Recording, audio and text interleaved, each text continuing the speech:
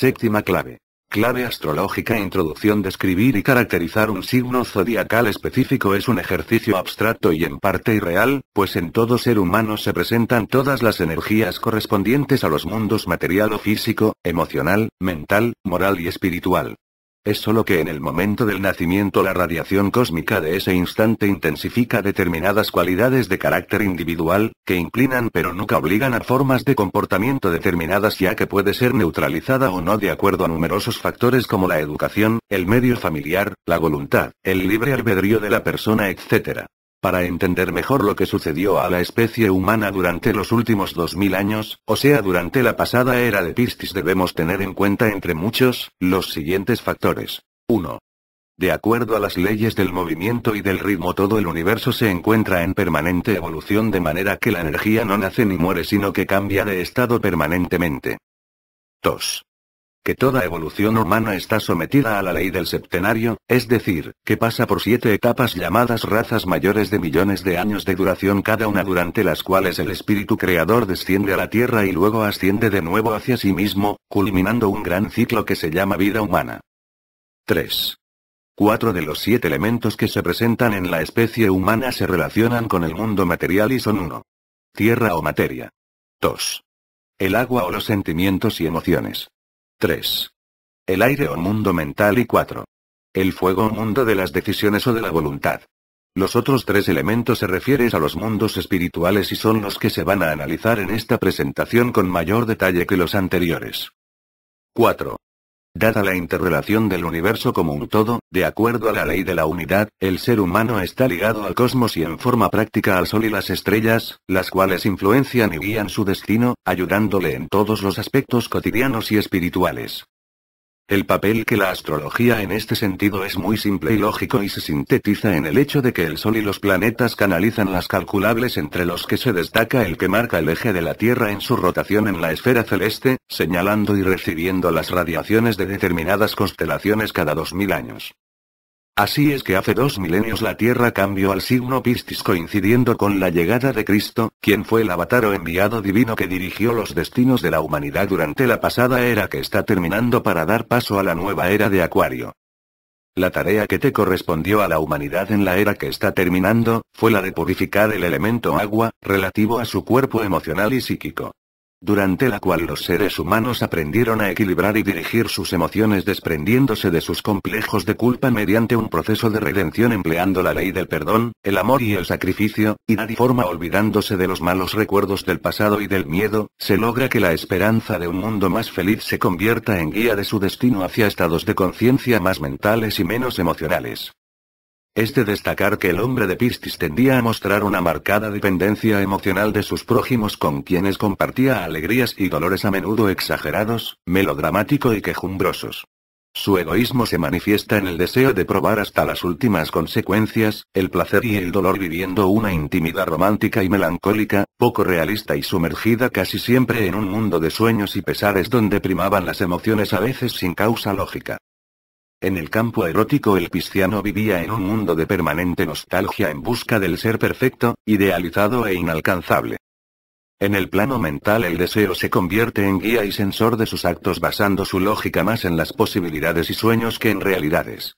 Fantasiosos y más interesados en la emoción del descubrimiento que en la investigación y el cálculo. Daban gran importancia a la psicología como ciencia encargada de explicar sus emociones y pasiones. En materia de arte su lema consistía en que la obra más bella es la que aún no se ha creado y lo importante era la emoción que la obra producía y no la idea que la obra podía transmitir. En el campo moral su atención se dirigía más a la intención y motivación que origina un hecho determinado que al hecho en sí mismo y al daño o aporte que él mismo producía, siendo la culpa o la redención de la misma lo más preciado de su existencia. La diferencia con los otros signos de agua como Cáncer reside en que éste tiene sensibilidad exacerbada, la cual en el signo de Escorpión se convierte en pasión verdadera.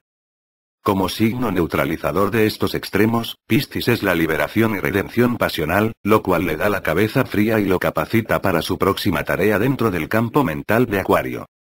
Resumiendo, podemos decir que el hombre de Piscis inferior vivía siempre en un estado de ánimo pesimista, lleno de remordimientos temerosos de los demás y de la realidad, conformándose con un destino no deseado y enfermizo, actuando a menudo como un niño indefenso y como la típica víctima resignada al fracaso permanente. Por el contrario, el pisciano avanzado y evolucionado, el hombre del año 2000, actúa siempre en forma positiva, saludable y redimido de sus culpas, con la sabiduría de haber superado su propio sufrimiento, ayudando a otros a superarlos con la humildad cristiana, de haber ayudado a otro a lavarse los pies como lo hiciera Cristo en los evangelios en forma tan simbólica. Con lo anterior, el pisciano superior se convierte en el médico de las almas que ayuda a sus prójimos a salir de un ego torturado por la culpa, el miedo y las lágrimas, ascendiendo a estados de conciencia superiores. En este momento ya podemos comparar la nueva era con la anterior, pues en la actual era de Acuario mira hacia el futuro, refugiado no ya en las emociones sino en un mundo de arquetipos mentales donde las ideas reemplazan los sentimentalismos, configurando un mundo más lógico marcado por la verdad o la mentira en vez de la alegría o el dolor, donde la dialéctica intelectual se impone sobre la realidad. Preocupado más por saber que por sentir, el acuariano tiende a ver las formas de manera matemática, imponiéndose una lógica implacable a todo lo que hace. Sin embargo, lo más difícil para el acuariano es encontrar el camino hacia el prójimo, ya que su exagerada inteligencia le proporciona un mundo autosuficiente que puede convertirlo en un ermitaño o sabio solitario que disfruta su soledad como una forma de libertad. Solo cuando lo cobija la radiación de Géminis esta tendencia será equilibrada en forma completa. En el plano erótico no busca ni la sensualidad, ni la unión sentimental, sino la afinidad intelectual y la hermandad fraternal de concebir el prójimo como parte de un ordenamiento perfecto y en armonía con el cosmos natural más allá del mundo apasionado de la pasada era. En el campo moral, las ciencias naturales son las ciencias del espíritu y su verdadera religión es el estudio del cómo, el cual configura su verdadero altar. El arte para él es la tentativa de crear un bello mundo en pequeño, personal y propio, con lógica individual, sin necesidad de ser compartido con lo demás. Ya no se trata de simbolizar y expresar el placer y la felicidad, sino expresar la verdad. Su verdad es un arte con relato, historia y metafísica que a la vez didáctico y lógico expresa belleza en forma secundaria. El problema moral se resume si consideramos que las condiciones personales son valoradas por encima de las motivaciones que origina el hecho. Poco importa el bien o el mal producido, poco importa el apasionamiento con el cual se actúa, lo que importa es la fe del acto, sus creencias. El verdadero sensor de su conciencia.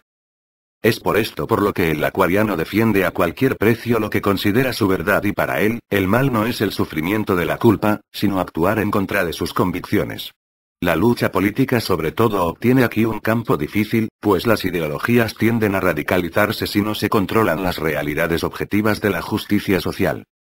Para encontrar el tú, para acercarse al prójimo, su presuntuoso ego, que es en realidad un superego, debe ser sacrificado en un plano superior al prójimo para salir de su tragedia, o más bien de la equivocación de aislarse. Es su único camino para purificarse y hacerse universal. Solo reconociendo en el prójimo su propia nobleza e inteligencia encontrará la nobleza del todo, el camino del todo, el yoga. En el campo de las ciencias y la tecnología es donde Acuario supera a todos los signos, pues él es el inventor nato. La telefonía, la computación, la televisión, la multimedia, el láser, etc., están apenas proporcionando el aperitivo científico técnico que esperará la humanidad. La manipulación genética, el control de la vejez, la utopía de alargar la vida a niveles nunca alcanzados son el panorama por venir. Nuevos paradigmas, nuevos esquemas impensables en Piscis y ahora comunes y cotidianos. Un pensamiento aislado se convierte así en público.